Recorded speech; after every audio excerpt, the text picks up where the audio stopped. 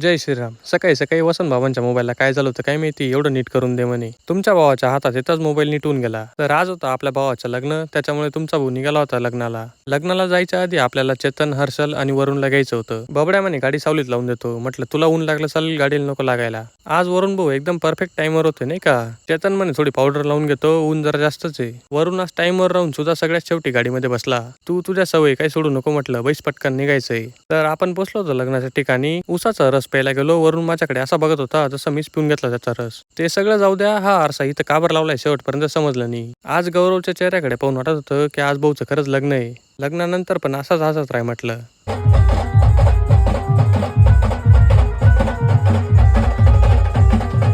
उमेशचा आणि आदित्यचा डान्स पाहूनच घ्या तुम्ही नाही का.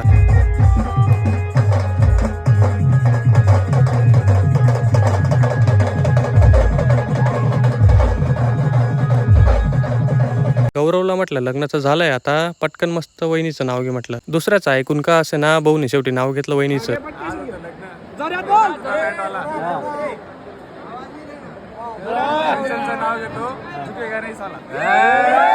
टाळी लागल्यानंतर प्रथमेश एकदम निवांत होता. मध्येच कोणतरी चप्पल मारून फेकली त्याला. आमच्या बॅचच्या सगळ्या पोरांना भेटून घेतलं आणि निघालो होतो मग घराकडे. घरी जाताना आपल्याला पायी दिंडी दिसली. मस्त आनंदात चालले होते ते दिंडीला. सर्वजण खूपच आनंदात अंतापूरकडे निघाले होते. सटाणा येऊन मस्त निंबू चिकंजी प्यायला थांबलो होतो.